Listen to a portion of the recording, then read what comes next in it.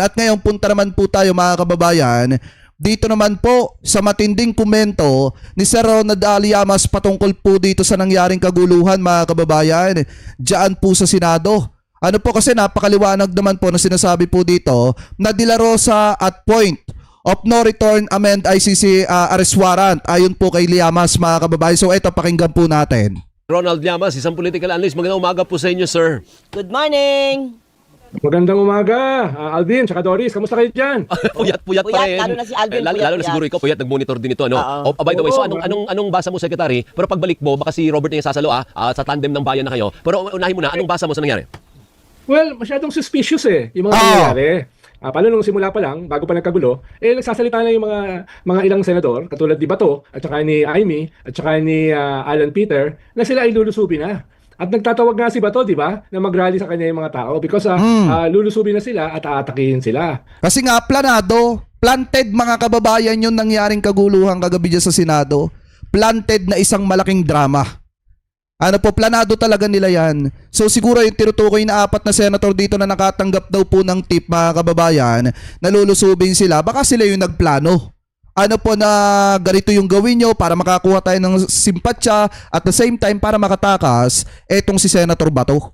No, tapos, narinig natin yung barilan, putukan. Pero yung mga contacts natin sa loob, yung mga ilang mga staff ng Senado, ang sinasabi, yung barilan ang gagaling sa loob.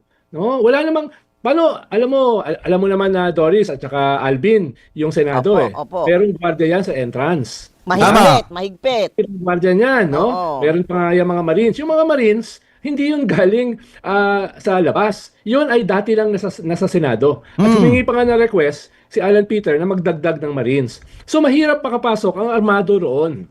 At kung sakaling makakaroon ng gulo, doon pa lang sa entrance. Dahil mag-check yung katawan mo kung meron kang baril Oo nga. No? Kaya nung nagputukan, galing daw sa 3rd floor. Diba? At ma-check yan sa ballistics, yung mga kaninong bala, yung galingan ng baril. At so magkakaroon ng ballistics test yan. Tapos ikalawa, titignan dyan yung paraffin test. Sino ba ang mga nagpaputok? Halimbawa, doon sa New York Times, sikat na tayo, sa New York Times yung nangyari. Sobrang At nandun, na may dalang machine pistol, ay security ng Senado. Na naka-bulletproof vest at nakabarong. No? Yung picture sa New York Times. Walang nakita na outsider. No? Na outsider. Kung meron mang NBI doon, walang armas. Kita nyo mga kababayan, viral na tayo sa ibang bansa. Nakarating na mga kababayan sa New York Times, ito pong usapin ng drama sa Senado. At yung ipinakita pa doon mga kababayan, mismong USAA. Ano po, at hindi po tagalabas. So ibig sabihin, bakit pinakita yon? Kasi mga tagaloob lang talaga yung gumawa ng eksena at kaguluhan mga kababayan. Dahil sa totoo lang, wala namang putukan mangyayari kung kinausap ng maayos ng USAA mga kababayan yung sinasabi nilang driver ng NBI na pinutukan nila. Wala naman sana mangyayaring ganyan kung kinausap nila ng maayos. Kaso nga lang ang problema, kung ang purpose talaga nila dyan, gumawa ng kaguluhan, gumawa ng scripted na drama, talagang para makatakas si Bato de la Rosa, talagang mangyayari at mangyayari yan. Dahil pagpasok mo pa lang, mache-check na kung may armas ka o wala. Correct. Posible na may isa, dalawang NBI sa loob, pero walang armas. Tama. Dahil dadaan sila dun sa security sa loob sa entrance ng Senado. Pero pwede ba yung posibilidad na kahapon walang chance na magpasok ka ng mahabang armas? Kung nung At saka 'di ba kung makikita nyo mga kababayan, may mga bidyong kumakalat na may tumatakbong dalawang taga NBI ata yon. Kung mapapansin nyo, wala namang armas yun Kasi nga ang purpose lang talaga doon mga kababayan, mag-monitor. Hindi po arestuhin si Bato de la Rosa. the night before o the day before pa nangyari itong insidente, ay doon pinasok. Malalaman yun dahil may CCTV Tama. Diba? Yung may CCTV nga nung tumatakbo si Bato no? Oo. So ang daming CCTV ron malalaman kung merong pumasok na may dala ng armas at nagpaputok. Pero lahat yan, lalamanin ngayon ng investigasyon. Ballistics, CCTV, paraffin test, no? At malamang ang lalabas diyan sa storya na yan ay wala naman talagang nagpilit na pumasok sa loob. At yung mga barilan, wala naman tinamaan Di ba? Tama. Sino binabaril? Yung pader? Ayun, oo. Kahit yung mga staff doon, kahit yung media, wala namang nakitang nagbabarilan. Wala Ang nga. narinig nila ay putukan. Yun, Oo. dahil dyan, maputo lang kita sa Glet Sec. Kasi andi dito po yung isa doon sa media na naroon mismo, narinig niya, nakita niya. Kunin natin ang kanyang perspektibo tungkol dito. Si Robert Mano na po. Sabi ni Sander, isa lang masasabi ko dyan, magaling ang director at stuntman ang gumawa ng movie scripted na yan. Bigyan ng award yan! Yung mga putang inang yan. Ganun ba? Bigyan ng award yan mga putang inang yan. Mga salot sa bayan. Ang nakaupo. Tandem ng bayan na po itong programa. Good morning, Okay, Secretary. Get ready to impress with Kasi Nivea. talagang nakakabisit mga kababayan to. Sa totoo lang, bisit na bisit ako dito sa sa Senado. Grabe yung mga pinaggagawa nila sa taong bayan, pinapaikot nila. Kita ko nga yung video niya eh. Sa kayo nagkatala, senador, gumagawa ng batas pero unang sumasaway sa batas. Ni Robert Mano. Oo nga, oo. Medyo hinihingal tayo kasi Hinihingal. akyat baba. Secretary, ang tanong ko lang, merong bang basehan yung sinasabi ng iba na observation ng iba, nakita ko sa social media na parang tipong nagkakaputukan sa second floor, nandun yung mga senador sa second floor doing their own live. Social media, tama. Facebook Live live, si- kanya-kanya nag-live sila. sila. Mm-mm. Oo. Hindi ba ang sabi ng iba, hindi ba kapag may ganyang putukan dapat tatakbo ka, mag-evacuate ka? Bakit naka-live ka? Tama. Yun nga isang senador, nag-enjoy pa sa putukan eh. Yung isang senador, kunyari kabang-kaba mga kababayan, pero definitely nag-enjoy. Pero nawindang din talaga siya. Ano po yung isang senator, alam ko naman kilala nyo yun, yung mahilig sa putukan mga kababayan. Nawindang pero nag-enjoy ng konti. Para masyado daw kalmado yung mga senator. Yun yung po yung perspective ng iba. Meron bang pwedeng bigyan ng timbang yung ganong nakikita nila? Of course, nakakadagdag yun doon sa conspiracy theory na nakikita natin. no? Tama. Lalo na, may mga video ron na chill lang si Robin Hood Padilla naglalakad. Di ba? Oo nga. Tapos si Camille Villar, chill na chill lang habang nagsiselfo, nakaupo. ko rin yun No? Kaya, yun, of course, nakakadagdag yun doon sa pinag-uusapan natin ngayon. Tapos nakakadagdag pa, nakapapalit lang ng security ng Senado. Yung head o SAA, yung security ng Senado, yung mista mismo ni Bato. Yung dati ring staff ni Alan Peter nung siya ay nasa Congress. So, ibig sabihin yung head ng security, hindi papayagan na may makapasok na baril. At may makapasok na outsider dahil nga mista ni Bato. Tama. Kaka-appoint lang niya nung Lunes. Kaya No? nga, oo. Kaya So, may naamoy ka May naamoy ka na medyo hindi magandang pang-amoy. Oo, No? may Kaya something. lalo na-feed itong pinag-uusapan natin na conspiracy na ano yan? Distraction para may tumakas? Ano yan? Trigger for something? No? Yung sinasabi ni Senator Ping Lacson 2 weeks ago na destabilization? No? Yan, nagpapaawa ka na nilulusob kayo na wala namang lumulusob.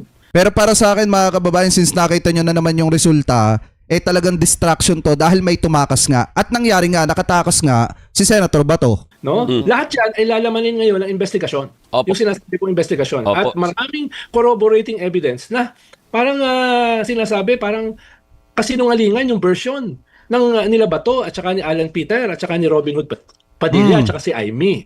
No? Pero Secretary, Hindi ka sigurado, Robert, kung nandun pa si Bato oo nga. Wala na si Senator Bato. Oo, Secretary, pero yung sa other perspective naman, ang sinasabi, kung hindi yan totoo, sabi na, bakit naman isasaalang-alang ng mga senador yung security nila? Di ba? Mismo. Yung mismong sila Oo. nandun sa floor kung saan nangyayari yung bakbakan. Bakit nila Oo, ilalagay yung buhay nila sa panganib? Unless, Robert, na alam nila, wala naman sila sa panganib. Tama. Unless alam nila na wala naman lumulusog. Unless Paano nga mga kababayan, halimbawa ganito nga. Kita nyo ha, yung mga senador chill lang. Paano kung sinabi nga halimbawa ni Senator Alan Peter Cayetano, o ganito yung total naman, magaling sa script si Alan Peter Cayetano. Paano kung nasabi mga kababayan? Di ba meron nga nagbabiral na nasan ba yun? May nagbabiral siya na na nagdidirect siya ng isang interview. Eto, panoorin nyo to. Asan ba yun? Merong nagbabiral na nagdidirect siya ng isang interview. May inuutusan siya na bilhin yung interview. Eto, pakita ko sa inyo. Eto, sigurado may kopya ako nito kasi masipag yung researcher natin mga kababayan Na talagang nung naging viral na usapin yan, talagang pinag-usapan itong ginawa ni Alan Peter Cayetano na to. Kaya ako naniniwala ako na talagang drama yan. Kasi mahilig naman sa ganyan mga kababayan, sina Alan Peter Cayetano, mahilig sa mga dramang ganyan. Kaya hindi na rin nakakapagtaka na isipin ng mga kababayang Pilipino po natin, na isang malaking drama po yan ni na Alan Peter Cayetano. Kasi nga, nagawa nila dati yan eh. Nagawa nila dati na bumili ng interview, utusan yung mga vlogger na mag-fabricate ng mga tanong para hindi, alam nyo na yun, para hindi magkamali yung mga politician. Kaya hindi na rin nakakapagtaka na magawa nila na mag-imbento ng ganyan. Ano po, anyway, wait lang ha. Tuloy na lang natin. Alam nila na hindi naman sila, sabi ni Amy, sila ay papatayin, no? Kung alam naman nila na hindi, no? Hindi, lang sila, no? Chill lang sila. Ngayon, ang tanong, kung sakaling totoo ito pinag-uusapan natin, sino ba yung involved sa conspiracy? Oo. Sino yung involved? No? Paano, earlier pa lang nagtatawag na si Bato ng supporters niya na pumunta sa Senado. No? Yung ilan nga ng mga nagrarally doon na laban kila Alan Peter at kila Bato muntik nang magkagulo with the Duterte supporters So something a template is being set bago narinig yung putukan. Oo. No? A template is being set. Tapos yung narrative na nilulusob sila at binabalil sila, mukhang wala. Mukhang hindi tama. mukhang walang ebidensya. Mhm. No? Kaya lumalabas itong pinag-uusapan natin. Hindi naman ito lalabas Oo. Kung talagang nakita sa CCTV, nakita may mga armadong pumapasok, lumulusob sa entrance pa lang. Pero kung sakali, doon pa lang sa entrance ang putukan. Hindi sa third floor. Correct. Pero Pero makakita na may pumasok na armado. No? isa pang mainit na tanong, Sec partner is ito rin yung tanong ni Alvin Alchico kagabi pa. Who stands to gain dito sa pangyayari na ito? Depende, no? Pwedeng iba't iba kasi yung objective Yung isa, sabi ko nga kanina, pwedeng distraction para makatakas, no? Hindi natin alam kung yun ay nagtagumpay o hindi. Kung may nakatakas nga. Oo. Meron. Ito ay to create Meron mga kababayan kasi 'di ba nakatakas nga si Senator Bato. Ibig sabihin nagtagumpay mga kababayan yung kanilang plano na patakasin talaga etong si Senator Bato kasi nakakuha sila ng pagkakataon para ma-distract yung mga media, yung mga taong nakaabang dito po kay Senator Bato de la Rosa at nangyari nga na napatakas nila etong si Senator Bato. Anyway, tuloy pa natin. a trigger para magkagulo. No? Nilulusob yung institusyon ng Senado. No? Oo, Nilulusob. oo. No? Nilulusob kami. Sabi ni Amy, magma-martial law. No? So, Oo. parang pag pinapakinggan mo yung mga statements ng mga senador katulad ni Amy, no? Parang merong isang senaryo na magkakaroon ng martial law. Siya mismo nagsabi noon So, anong ibig sabihin noon? Nagke-create ka ng senaryo for something. No? Something, tama. no? Para siguro para matigil yung impeachment or para maglabas ng TRO yung Supreme Court. Paano, Robert tsaka Doris, hindi naglabas ng TRO ang Supreme Court, ha? Pinasasagot, Kasi 72 nag-request ka hours. ng TRO, immediate yan Oo. Diba? Hindi naglabas So it can be used to trigger a TRO. No? Yun yung ikalawa. Tapos ikatlo, to gain sympathy. Paano under attack na kayo Tapos ang liit ng minority nyo, 13 lang. So, habol mo, you are being besieged. No? Kung gusto mo ng simpatsya. So, pwedeng iba't iba yung mga angulo. Pwede rin all of the above. No? Tama. So, hindi naman sila contradictory sa isa't isa. No? Kaya nga kung titingnan nyo mga kababayan, napakanipis po talaga. Napakanipis po talaga ng ng majority. Nitong si Alan Peter Cayetano. Pwede pang masungkit sa kanya yung pagka-Senate presidency. Lalo na mga kababayan kung halimbawa, yung dalawang nag-abstain, kung yon ay makukumbinse ni Tito Sotong sumuporta ulit sa kanya at makakakuha siya mga kababayan ng isang boto galing po mga kababayan dyan sa grupo ni Alan Peter Cayetano, automatic mga kababayan tanggal na naman sa pagka-Senate President yang si Alan Peter Cayetano. Kasi lalo na nararamdaman ng ibang mga senator na hindi sila safe kay Alan Peter Cayetano. Nararamdaman nila na nung naupo si Alan Peter Cayetano, sunod-sunod na yung mga kaguluhan na nangyari dyan po sa Senado. So ngayon, malaking posibilidad na baka magbago pa ang pananaw at isipin nung ibang mga senador dyan. Lalo na't alam naman natin na yung mga bilyar, mga kababayan, anytime, pwede magbago pananaw ng mga yan. Oo. So, Pero tingin ko, Doris, today malalaman natin yung talagang mga elemento nung nangyari. May papasok doon, i-check yung mga butas sa pader, no? Dapat nga i-check pati yung mga armas. Oo. Tama. Doon, kung pumutok o hindi, i-check yung mga kamay nila. Ano, kahit hugasan mo ng tubig yan, lalabas yan Yung parang- kung nagpaputok ka. Tapos yung pinakamahalaga, yung CCTV. Sana lang ay nakapokus doon. May CCTV ba, partner, doon sa lugar na yon? Kompleto yan. Yung yan mismong dapat kung saan pala. nag-start yung putok, doon sa second floor sa dulo sa may committee room, Oo. may mga CCTV din doon, partner. Yes. Oo. Kung nawala yung CCTV o nasira, Ayun lalo lang. suspicious. Oo. Baka Tama. hindi siya gana. Oo. Oo, sus, Maria. Ang daming CCTV sa Senado kaya 'di ba? Sila pa nga nag-release yung hinahabol si Bato. Hinahabol siya, Lalo mga lalo na mga kababayan, 'di ba? Lalo magiging suspicious 'yan kung hindi makakakuha ng kopya ng CCTV sa Senado. Kasi tingnan niyo mga kababayan may nagba-viral na video ngayon. Yung pinakita ko sa inyo kanina na sinabi ni Senator Jinggoy na itago daw mga kababayan yung CCTV. 'Di ba sinabi doon sa USAA na itago yung CCTV. Ngayon kung hindi makakakuha ng kopya ang NBI at yung mga investigador mga kababayan, isa lang ibig sabihin yan. 'Di ba may hocus-pocus na nangyari talaga diyan. May drama talaga na nangyari diyan sa Senado na ayaw maipaalam sa taong bayan para hindi mawala yung simpatya na nakukuha ngayon ng Senado. mga NBI. Puro pala mga staff na 'yon, yung mga nasa likod niya na tumatakbo. Secretary, i-hold lang po kita ng mabilis na mabilis. Huwag mong ibababa. May kukunin lang tayong flash report. Pagkatapos, balik po natin yung discussion. Kaugnay po dyan sa assessment po ninyo na yan. Saglit lamang po.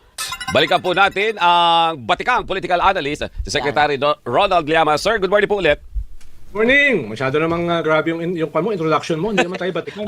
Ano? Anong tawag doon? Pundasyon. Oh.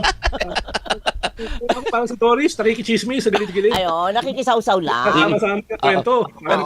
Opo, ang idudugtong kong tanong, Secretary, itong entire weekend, Lunes, nagkaroon ng regodon sa Senado, nagpalit Correct. ng leadership, Correct. nagkaroon ng takbuhan, Oo. habulan. Martes, may nag-away na 2 senador.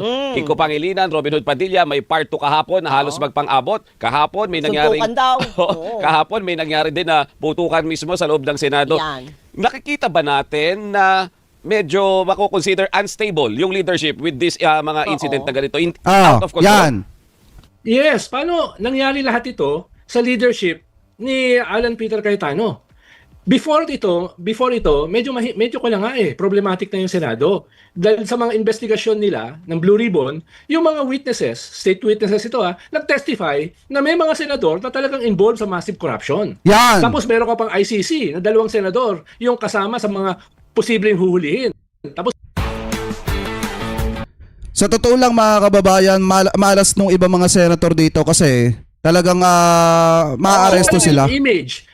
Lalo na si Joel, hindi naman masasabing safe si Joel Villanueva. Si Jinggoy, hindi pa rin safe. Si Chis Escudero, mga kababayan, hindi pa rin safe yan. Di po ba? Hindi pa rin safe yan mga yan. May mga pananagutan pa rin yan.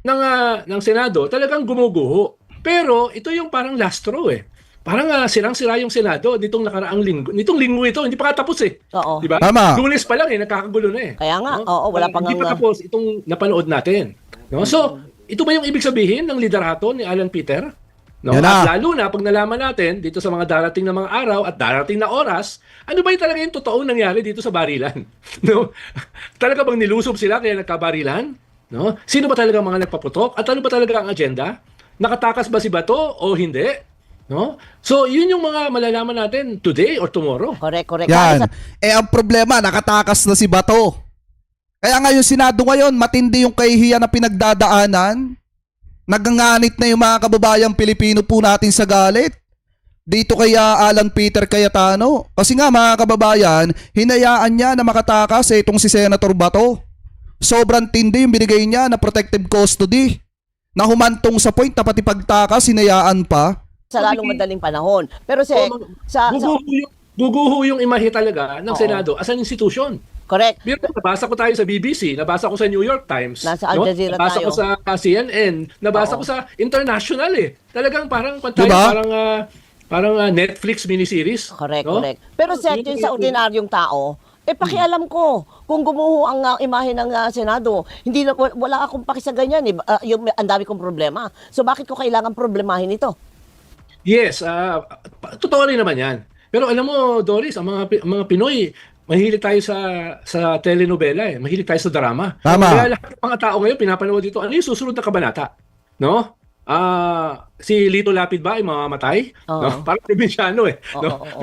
Kaya number 1 yung mga ganyang klase yung mga telenovela, di ba? Correct. Kaya tingin ko, no, Doris, yung buhay mo, pwedeng pang telenovela. Ay, grabe ka. Teka lang, yung sa ano ang pansin mo doon sa ginawa naman ni Pangulong Marcos? Kasi nag-video message Meron. siya. Sufficiente ba, Zek, para sa'yo yung ginawang yon? At sakali na sinasabi mo nga na yung mga impormasyon, yung mga pertinent information ay makukuha natin, sa palagay mo dapat si Pangulong Marcos ang magsabi niyan? Well, kailangan niyang magsalita para sabihin na una, they are in control sa Okay, senaryo. oo. No? Nandun yung mga kapulisan, nandun yung NBI, nandun yung ibang law enforcers. Ikalawa, kailangan niyang ipaliwanag, walang nangyaring paglulusob batay sa kanilang impormasyon. Hindi, sinabi naman ni Presidente yung kahapon mga kababayan ay kagabi nung naglabas siya ng video message na wala naman nga talagang nangyaring paglusob at wala din naman talaga mga kababayan nangyari na pag-aresto kay Senator Bato de la Rosa kasi wala namang order na ganyan dahil nga merong inilabas na ruling ang Korte Suprema na binibigyan ng 72 hours ang gobyerno na magpaliwanag at 72 hours na magpaliwanag ang kampo ni Senator Bato kung bakit hindi dapat siyang arestuhin. Batay sa kanilang investigasyon. Habang sinasabi niya na ipagpapatuloy yung investigasyon, pangkalma yan eh. At tama. para hindi yung narrative ng iba ang mag-dominate. So, ito ay about control and narrative. Yung ginawa niya. Na parang mensahe ito. Kung meron mga nagplano ng ganyang klaseng senaryo, parang mensahe sa kanila, alam namin yung ginawa nyo. We are watching you. Tama. We are watching you. Kung meron At yun ay pahiwatig ng Presidente nung nagsalita siya kagabi mga kababayan kahapon na talagang lalabas ang totoo kung sino ba ang may pakana niyan, kung sino ba ang may kagagawan niyan. At kung yan ay drama lang, talagang nakakahiya yan sa mamamayan. Anyway, ituloy pa natin. pang susunod na kabanatayan, may gagawin kami. No? Dahil ang sinisisi gobyerno, niluluso, papatayin yung mga senador eh. So, kailangan talaga niya magsalita. No? Pero mensahe tama. din yan, a not so veiled message, kung sino man yung gumawa ng ganyang klaseng senaryo, na alam namin ang ginagawa nyo. Secretary, doon sa kabilang side, may mga lumabas na video doon sa may GSIS area. Oh. May mga nagdidrill parang nagbubutas, parang ang projection ay gagawa ng daan tagos papunta sa Senado. Eto. Kahagabi, may mga naririnig din kami na parang nagdidrill doon sa kabilang side sa GSIS. Tuloy lang ang pagdidrill? Oo, kagabi. Mga pa 7 na yun mga 7:30 or 8. Ang tanong nga namin, may gumagawa pa ba ng ganung oras? Kung meron man, we do not know. Pero ito mga ganito, paano naman natin i-address? Kasi cause din naman ng panic doon sa mga empleyado ng Senado na, teka, baka biglang lumusod lang dyan sa amin at bigla kaming i-occupy. Well, yun, pwede mong i-check yan physically eh. Ang sabi ni Alan Peter doon sa kanyang video, kung napanood nyo, may nagbabarena. Galing sa GSIS para gustong pumasok. Makikita rin yan sa CCTV kung may talaga nagbabarena. No? Ang sabi Meron talaga mga kababayan. At may paliwanag na dyan si NBI Director Melvin Matibag na talagang nakalak mga kababayan yung dadaanan papuntang GSIS. So ngayon kung titingnan nyo mga kababayan, maliwanag naman yung naging paliwanag dyan ni NBI Director Melvin Matibag na parang ang dating ino-occupy na ng USAA yung daanan. Ano po? So ngayon ituloy pa natin. kasi ng NBI, nakabukas yung pintuan eh. Bakit ibabarena? At pumunta yung NBI sa GSIS dahil Kung sino-sino na nga daw ang nadaan eh. request si Veloso, no, na pumunta sila dahil nga nakakarinig sila ng putok at mukhang may bumabaril mismo sa GSIS building. Request yun eh. Request yun ni Veloso at yan ay mako-confirm. Pero again, Robert, ang mahalaga dyan yung CCTV. Tama. Dahil pag may nagbabarena nga, kita-kita yung ebidensya na may nagbabarena. Sa side ba? Sa side ng GSIS o sa side ng Senado? Kung totoo na may nagbabarena, according to Senator Alan Peter, Correct, yan, obvious na obvious yan. Oo. Kaya nga in the next few hours, malalaman natin itong mga claims na ito. No? Hindi mo matatago yung binabarena eh. Sek, yun bang, kagaya ng tanong kahapon ni Carmina Constantino kay Bato mismo, option pa ba hanggang sa ngayon ang pagsuko niya o wala na, point of no return na siya? Tingin ko point of no return na siya. Alam niya, pag nakuha siya ng ICC, no, ay may hirapan na siyang ibalik dito. Tama. At medyo kakabahan din si Bongo kung lalabas yung kanyang international warrant. Sabi nga ng mga legal luminaries, hindi kailangan dumaan sa local court. Bahagi yan ng isang treaty na mismo yung Supreme Court ay kinonfirm o nagalabas ng opinion na yan ay binding. Unanimous yung decision ng yung sinabi ng Supreme Court. Hindi mo kinakailangan ng local courts dahil mahalaga yung treaty. Tama. Yung international warrant ng ICC ay batay sa isang treaty. Iba pa yung Interpol. No? Kaya pwede talaga siyang isurrender. At yung final nila a year ago sa Supreme Court para mag-desisyon dyan regarding dun sa pagkuha o pag-kidnap daw kay Digong, walang ginawang desisyon ng Supreme Court. Tama. So walang legal impediment para kunin si Bato based on an international warrant or based on an Interpol red notice. So, ang susunod dyan, partner, abangan natin ang mangyayari today. Everyday may nangyayari. Yun ang So ngayon mga kababayan yan, cut na natin dyan. Ang maliwanag lang kasi dito, kung hindi lang sana pinatakas ng Senado, malaki ang posibilidad na talagang maaresto etong si Senator Bato de la Rosa. Kasi ganun din naman ang sinasabi ni Atty. Lorna Capunan, maaaresto at maaaresto, tingin niya maaaresto at maaaresto etong si Senator Bato. Kasi nga mga kababayan, unang-una, talagang wala naman nga talagang lalabagin. Ano po na batas kung isusurrender etong si Senator Bato, mga kababayan, sa International Criminal Court. Kasi nga, nasa sa batas na po talaga yan. Na kapag merong isang Pilipino, mga kababayan, na nakagawa ng kasalanan at may kaso sa ibang bansa, dapat talagang isurrender ng Pilipinas. So ngayon, itong si Senator Bato, alam naman natin na may kaso siya sa ibang bansa at dapat po siyang isurrender sa ibang bansa, mga kababayan, para litisin doon. Ano po sa kaso niya na crimes against humanity. So ngayon, dito sa drama naman, mga kababayan ng Senado, isa lamang po masasabi natin dyan, ang Senado ay nahaharap sa matinding kahihiyan dahil sa dramang ginawa po nila. Ano po, dahil sa dramang ginawa nito po mga senator, dahil obvious naman, na drama naman po talaga yan. Dahil saan ka naman nga nagkatala, nalulusubing ka na pero nagagawa mo pa na mag-live streaming, mga kababayan, at umitingiti pa sa live mo. So yan, obvious talaga yan, mga kababayan, na isang malaking drama lang para patakasin si Senator Bato, at nakatakas nga etong si Senator Bato. So kayo, mga kababayan, kung kayo po ang tatanungin, ano po ang masasabi ninyo hingil po dito sa mga topic na ito na tinalakay po natin? Ano po ang comment at opinion po ninyo hingil po dito sa mga issue po na ito na pinag-usapan po natin? So comment below na lamang po kung ano po ang masasabi nyo hingil po dyan, mga kababayan.